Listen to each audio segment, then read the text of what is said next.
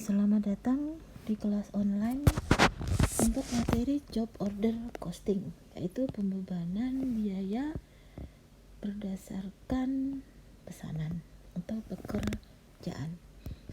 Nah, sebelum kita membahas tentang pembebanan biayanya itu sendiri, nanti kita ingat-ingat lagi terminologi atau istilah-istilah yang digunakan dalam pembebanan biaya. Yang pertama adalah istilah tentang cost object atau objek biaya. Apa itu objek biaya?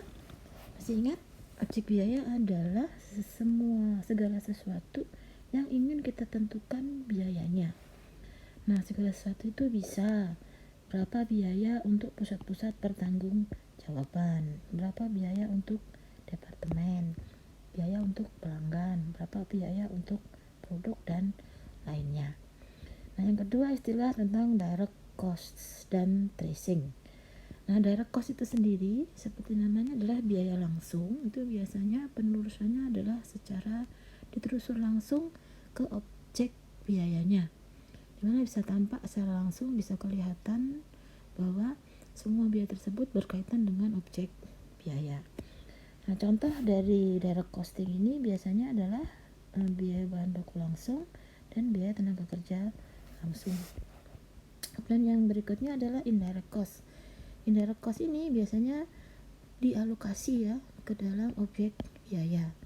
Contoh dari indirect cost itu adalah biaya overhead. Biaya overhead sendiri bisa terdiri dari biaya variabel dan biaya tetap. Nah, istilah lain adalah cost pool. Pool ini bukan kolam renang ya, tapi kelompok biaya. Ini kelompok biaya. Nah, kelompok biaya itu sendiri adalah logical grouping, jadi pengelompokan logis yang terkait dengan objek biaya itu sendiri.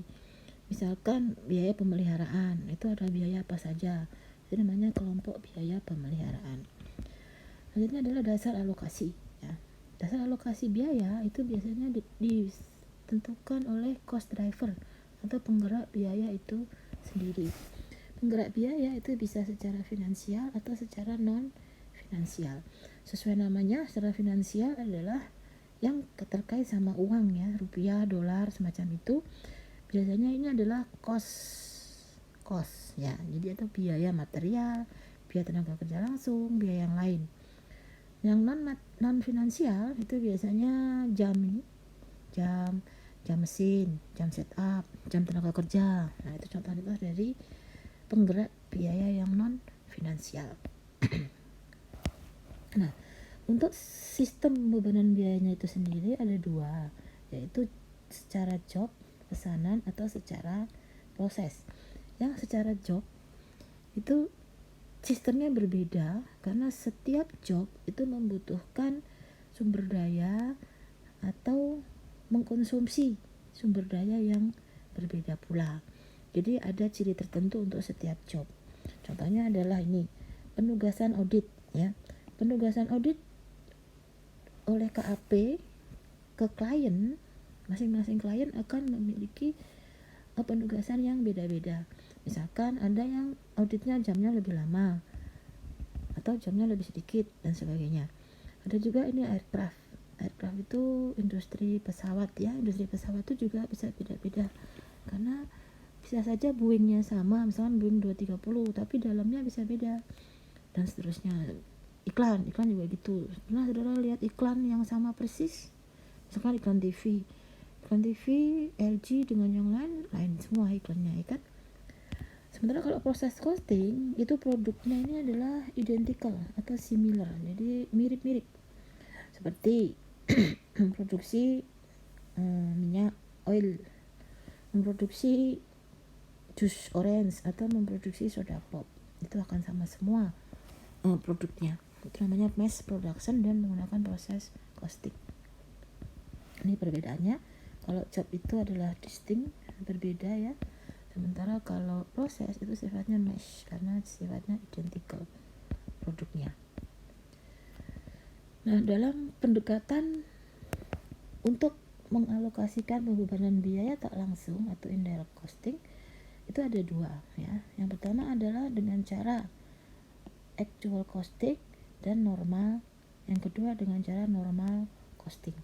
Kalau actual costing itu adalah biaya-biaya tidak langsung actual dikalikan tarifnya ya, tarif biaya-biaya tidak langsung actual dikalikan dengan aktivitas sesungguhnya yang dikonsumsi. Sementara kalau normal costing untuk indirect cost itu tarifnya dari indirect cost itu adalah yang dianggarkan dikalikan dengan sama actual konsumsi aktivitas sesungguhnya. Nah, untuk kedua metode tersebut, kalau mengalokasikan direct cost atau biaya langsung, ini alokasinya akan sama, the same way, dimana alokasinya adalah tarif actual dikalikan dengan konsumsi actual. Itu perbedaannya. Nah, kenapa kok ada yang namanya actual costing dan normal costing? Jadi kalau actual costing itu adalah actual biaya sesungguhnya dibagi dengan aktivitas atau kuantitas sesungguhnya, sama-sama actual. Nah, masalahnya adalah biaya actual ini itu tidak bisa kita hitung secara tepat waktu. Karena apa? Untuk tepat waktu itu, untuk membebankan biaya secara wajar, maka membutuhkan periode yang lebih lama, misalkan tahunan. Saya contohkan di sini ya, misalkan di sebuah perusahaan yang memiliki usaha yang seasonal itu musiman ya. Maka kalau dia membuat biaya cost-nya itu secara bulanan, karena kan cost actual itu kita tahu secara bulanan, itu maka akan tarifnya itu akan berbeda di bulan-bulan yang sibuk dan bulan-bulan yang enggak sibuk ya. Kenapa berbeda? Karena tidak mampu untuk mengalokasikan biaya tetap yang sama sepanjang tahun. Karena kalau bulanan berarti dia akan lebih berfluktuasi. Contohnya di sini, di bawah ini ada perusahaan di mana dia ada musim high dan musim low. Musim high itu musim tinggi, artinya banyak keluar biaya. Sementara musim low outputnya banyak, outputnya banyak, penghasilannya juga banyak. Sementara di musim low itu sedikit atau nggak banyak.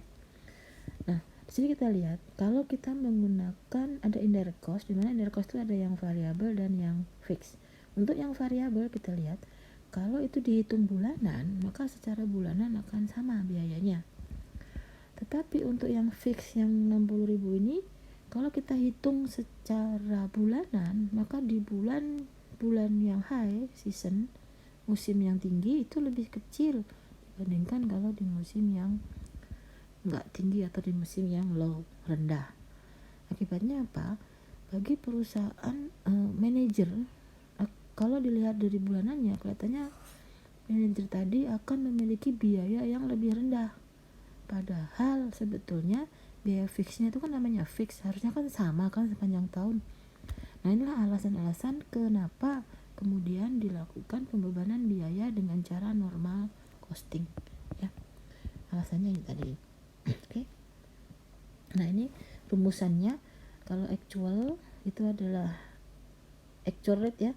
Itu adalah actual dibagi actual, sementara budgeted rate atau tarif biaya tak langsung anggaran adalah budgeted dibagi budgeted.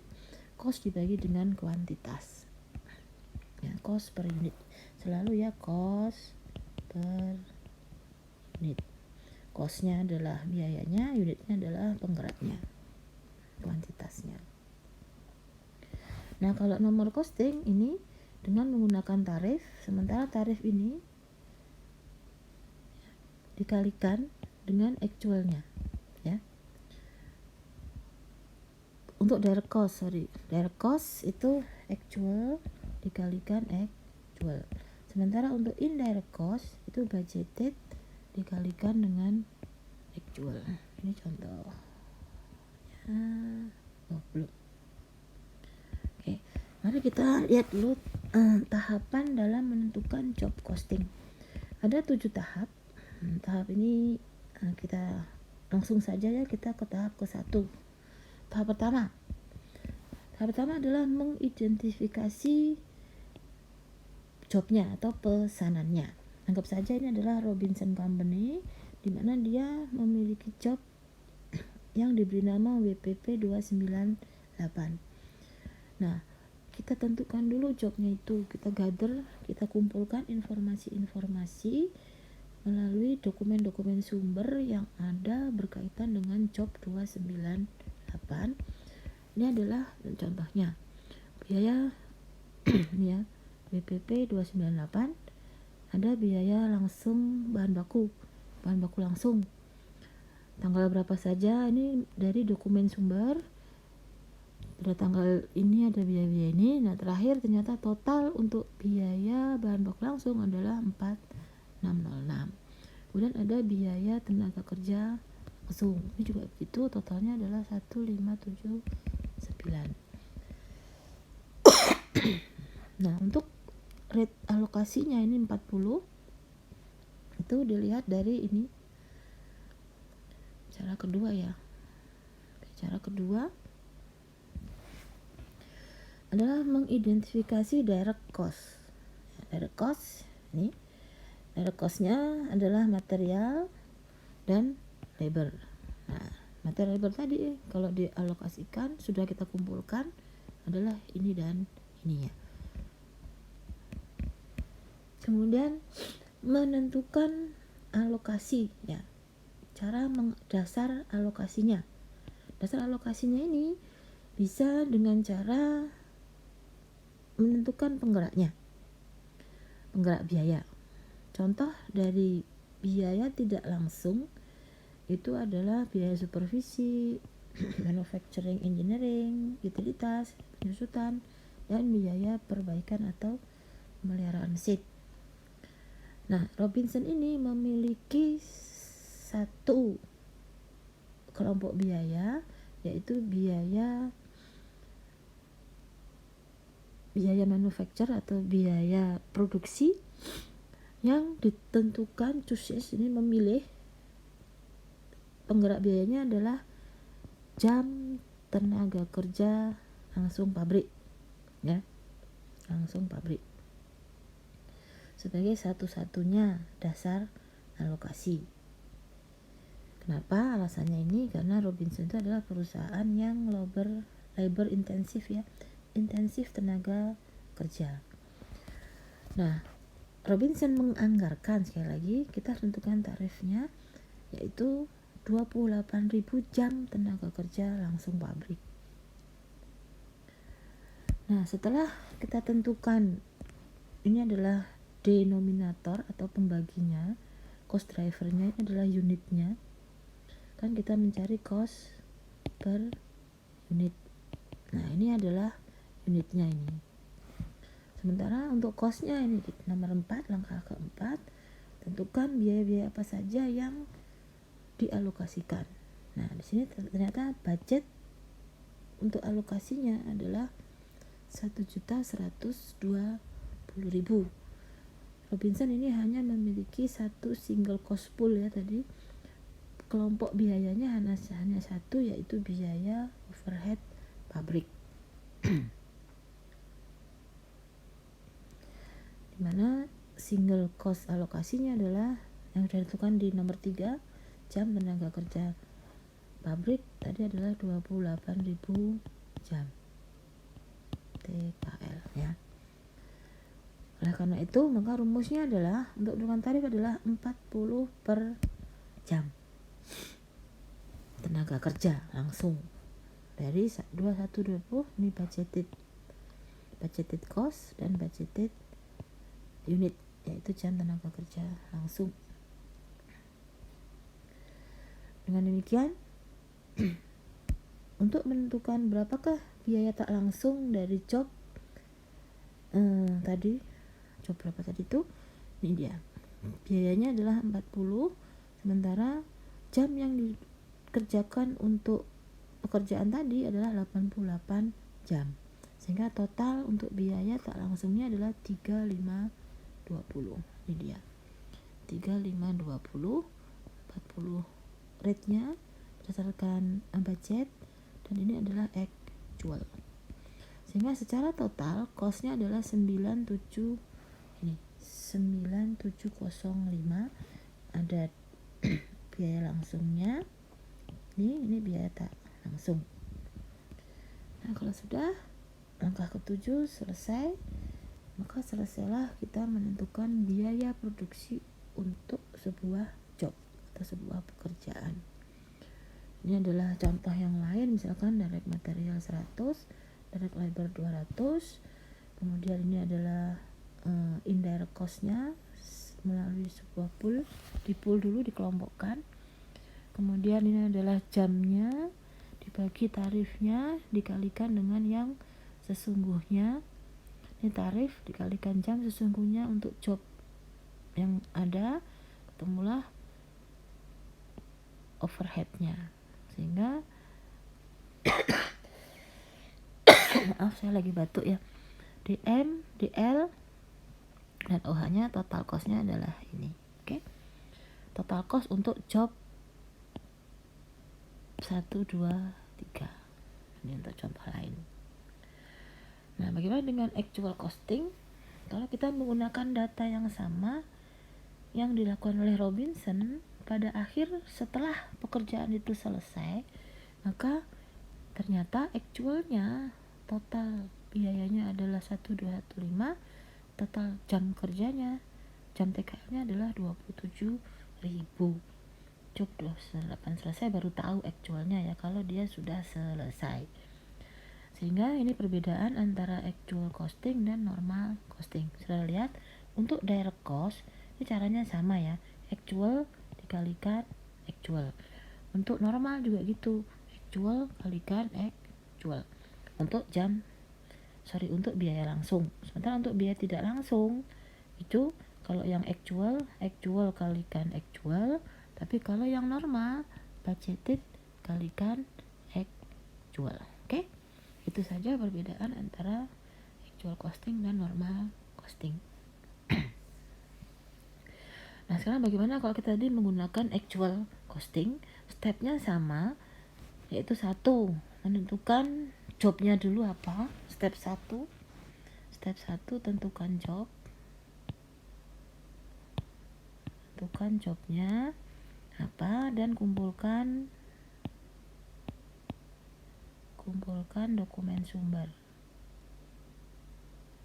untuk menetapkan berapa jumlah biaya. Setelah itu tentukan jam ya, actual manufacturing labor-nya adalah 27.000 jam.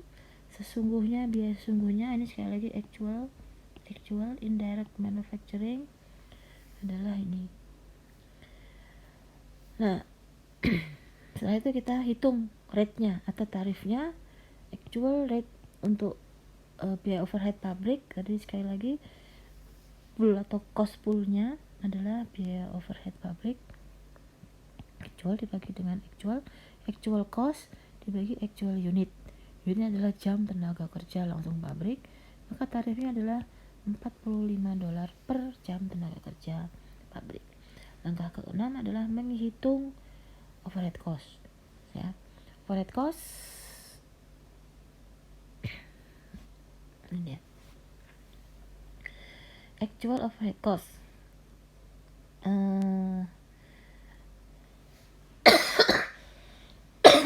Pekerjaannya adalah BPP 298, tarifnya adalah 45, sementara jam yang digunakan untuk pekerjaan 298 ini adalah cuma 88 jam tenaga kerja langsung, sehingga biaya untuk manufacturing biaya BOP nya adalah 3960.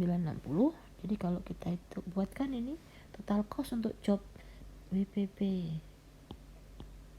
298 itu adalah bahan baku TKL langsung sama BOP, maka totalnya adalah 10.145.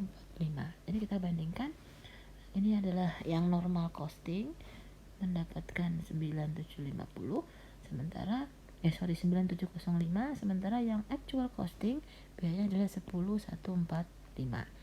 Selisihnya adalah 440, dimana selisih ini sebetulnya timbul dari selisih tarif ya, tarif per unit. Selisih tarif sebesar 5 dikalikan dengan jam tenaga kerja langsung, yaitu sebesar 440. Pertanyaannya, apakah perusahaan ini over applied atau under applied, menguntungkan, favorable atau unfavorable? Saudara pikirkan sendiri ya. Nah, ini dia. Ini adalah flow biaya ya, atau aliran biaya untuk job costing. Di sini adalah yang ada di balance sheet, sementara yang di sini adalah di laporan laba rugi. Yang period cost itu biasanya langsung masuk di laporan laba rugi, sementara yang inventoriable cost, biaya-biaya masuk dalam persediaan, itu bisa biaya tenaga kerja, biaya bahan baku, tenaga kerja, dan biaya overhead. Kalau yang langsung itu ditelusur, kalau yang overhead dialokasi masuk menjadi WIP, setelah WIP dikonversi menjadi finish good, kemudian ketika dijual menjadi CGS dan ditambah biaya, maka ketemulah revenue atau laba atau rugi. Ini biaya-biaya kalau kita alokasikan berdasarkan dengan menggunakan the account atau dengan general ledger. Ini general ledger ya, atau apa, general ledger itu apa, buku besar ya. Nah, yang di kotak merah ini adalah kontra account. Kontra account itu adalah biaya manufacture pengendali, di mana pengendali itu dipakai untuk mengumpulkan biaya yang mana saja yang akhirnya nanti masuk ke dalam biaya-biaya yang menjadi barang jadi atau biaya-biaya yang menjadi barang dalam proses. Di sini untuk material yang ke-1, pembelian purchase of direct and indirect material. Direct indirectnya 89. Ternyata yang directnya ini langsung ya, direct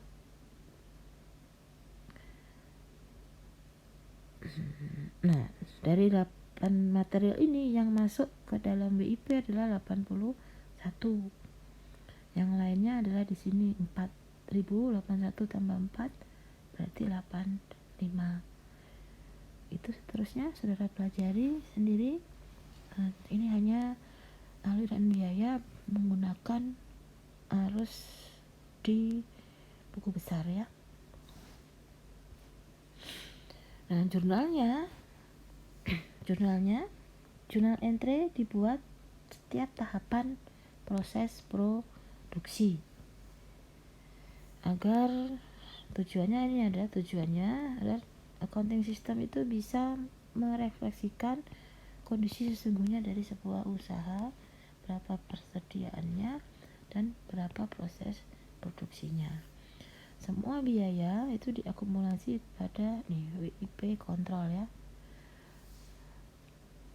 akun pengendali barang dalam proses. Ini ada biaya bahan baku, biaya tenaga kerja, dan jangan lupa untuk factory overhead itu dialokasikan atau di applied ya. Applied itu ditentukan, yang sudah ditentukan sebelumnya.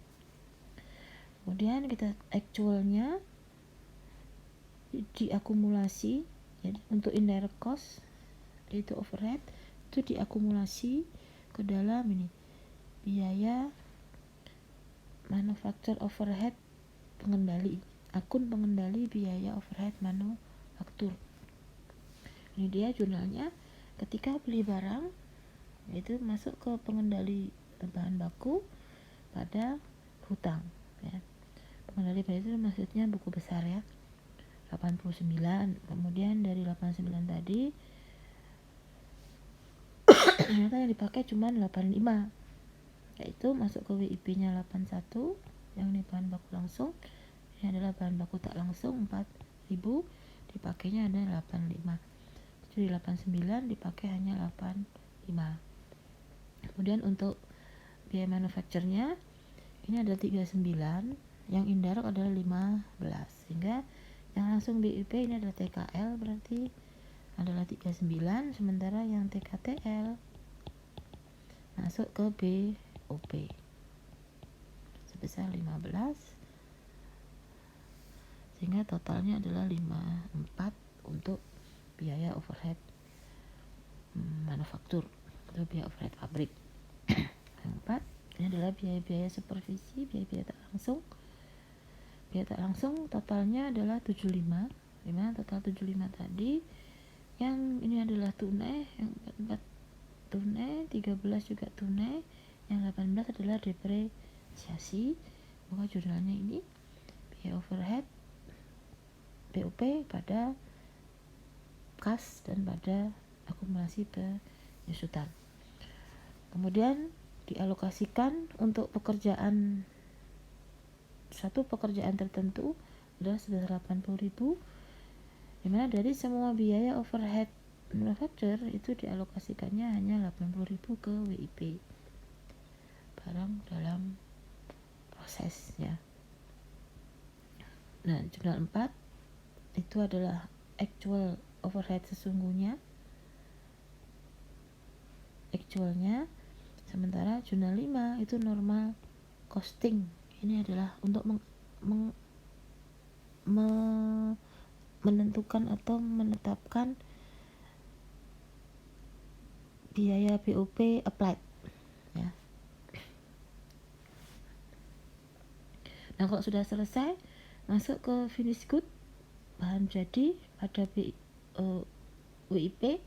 Kemudian kalau terjual adalah HPP pada persediaan barang jadi. Kemudian biaya-biaya periode kita masukkan. Ini adalah ketika terjadi penjualan. Ini jurnal seperti biasa yang dilakukan ketika barang sudah selesai, barang jadi, barang dalam proses menjadi barang jadi. Sementara ini adalah barang yang terjual. Ini adalah biaya periode. Ini adalah penjualan kredit. Penjualan kredit. Oke. Ini adalah laporannya. Kita lihat di sini seperti biasa, pendapatan atau penjualan dikurangi dengan HPP, ketemu gross margin atau laba kotor, dikurangi biaya-biaya, ketemulah biaya periode ini ya, ketemulah laba operasi ya, sebelum pajak ya.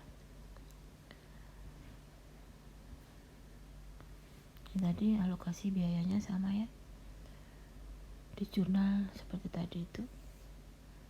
Untuk yang keempat sama kelima itu yang ini ya, jurnal keempat, ini jurnal keempat 57, ini ada 75, nah lagi yang 4 ini ada 18,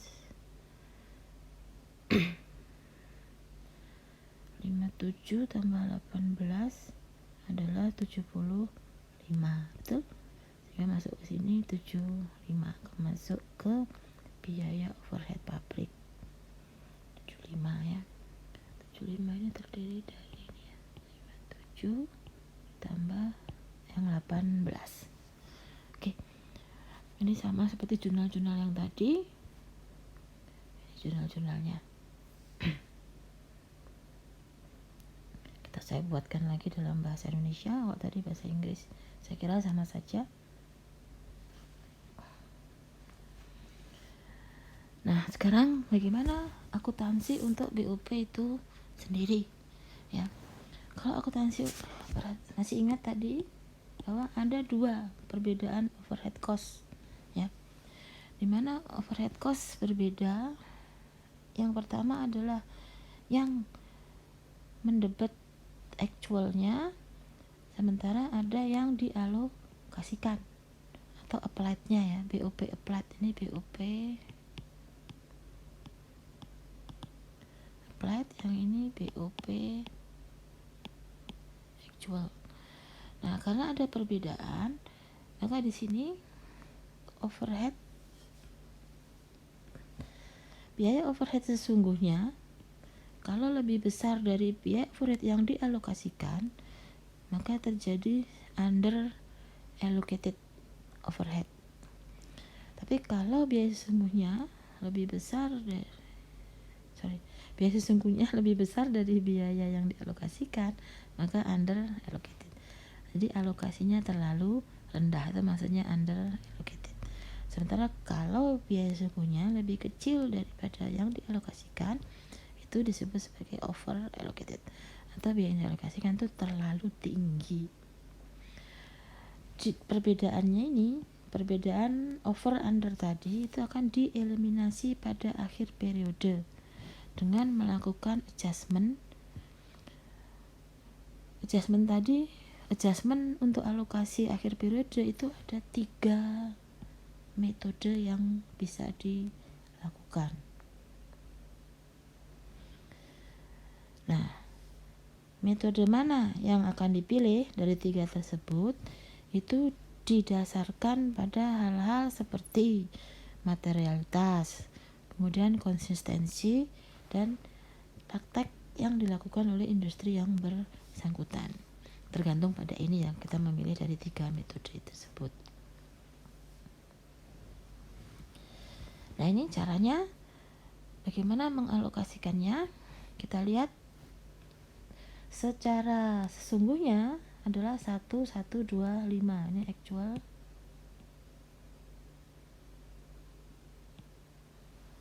Secara alokasi atau applied,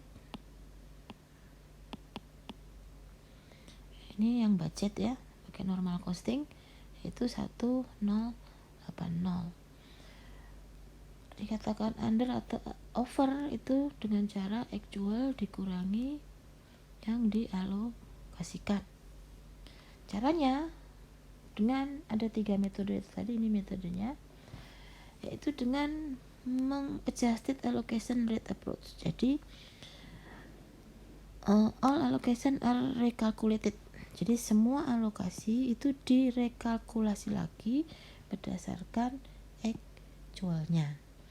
Nah, kalau direkalkulasi, maka semua jurnal yang tadi dibuat untuk applied itu ditambahkan dengan atau diubah, ditambah atau kurang tergantung ya, tambah atau berkurang dengan jurnal untuk menambah atau mengurangi yang applied tadi.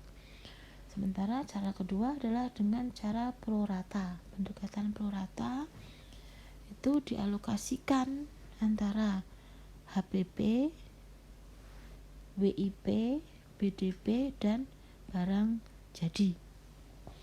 Tergantung pada relative size. Relative size itu nanti alokasi sesuai dengan komposisi masing-masing HPP, BDP, dan barang jadi. Nah, cara terakhir adalah secara simpel saja di write off, dihapuskan perbedaannya dengan menghapuskannya ke HPP. Jadi dibebankan, artinya di sini adalah dibebankan pada periode yang bersangkutan, karena HPP itu kan terjadi kalau terjadi penjualan. Nah, ini adjustednya, langkahnya adalah, ini cara pertama ya, langkahnya ada 3. Biaya overhead sesungguhnya itu dihitung pada akhir periode, tarifnya berapa, kemudian tarif tadi direcomputed ya, biaya overhead yang sudah ada dihitung ulang, kemudian membuat perubahan entry di akhir periode. Ini cara pertama. Cara kedua itu dengan cara melakukan proration atau prorata ya. Dialokasi disebarkan, diratakan antara WIP, barang jadi, dan HPP. Jadi kalau tadi perbedaannya adalah ada under allocated ya, karena yang dialokasikan lebih rendah, berarti terjadi under allocated adalah sebesar 135. Ini dihitung dari 1125 kurangi 1080. 135 ini karena pada akhir periode saldo barang dalam prosesnya 50, finished good-nya 75 dan CGS-nya adalah 2375, maka dialokasikan 135 tadi dialokasikan ke masing-masing ini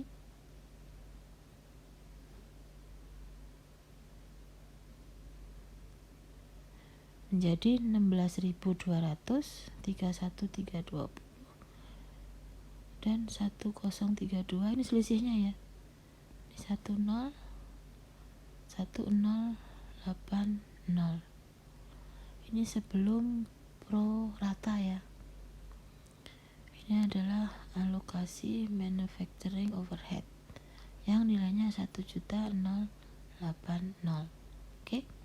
Nah, bagaimana mengalokasikannya? Ini dia.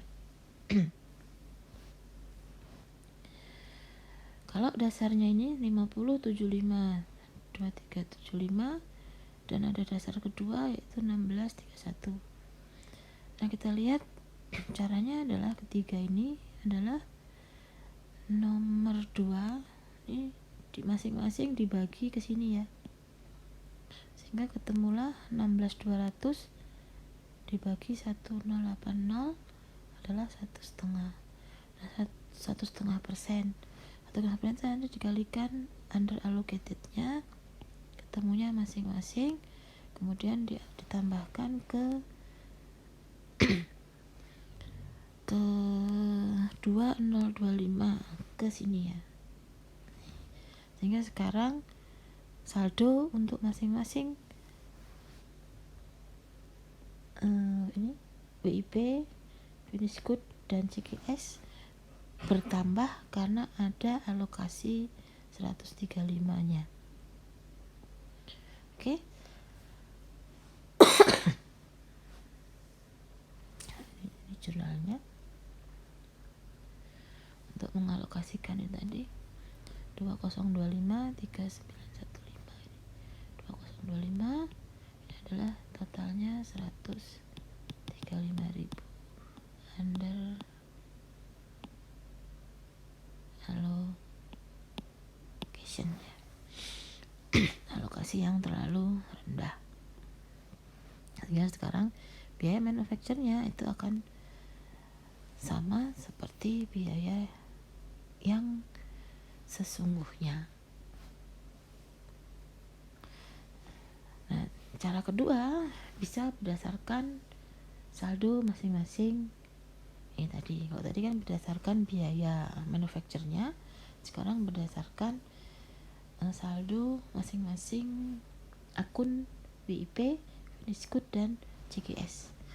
Caranya sama, 50 dibagi dengan total, ketemulah 2%, 3% dan 95%, maka ketemulah ini alokasinya berdasarkan saldo.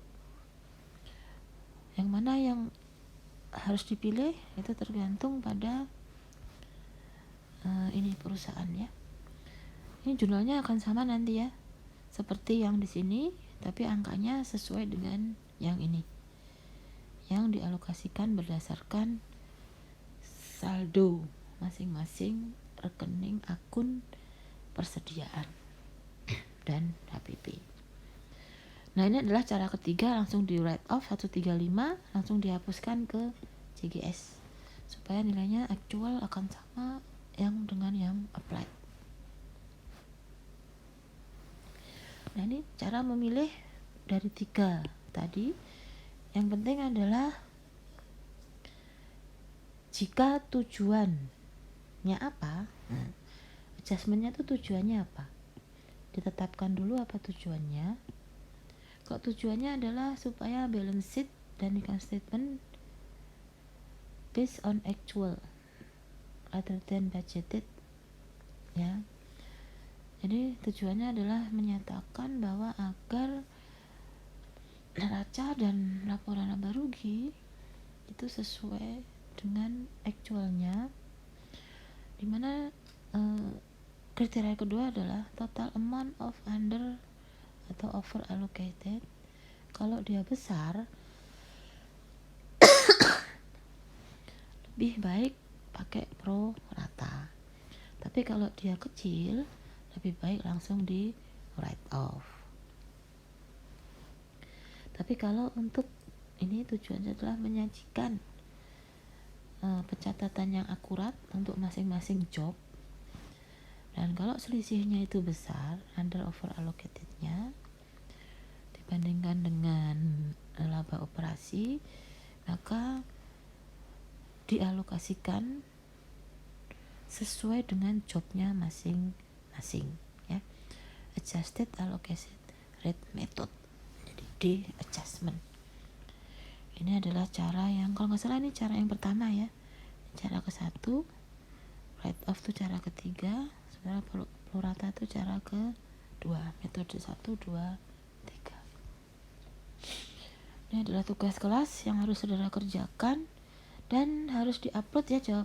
Jawaban diketik di file dengan nama file tugas PPT underscore job cost underscore nama underscore NPM, kemudian diupload atau diunggah di Bella 5 paling lambat jam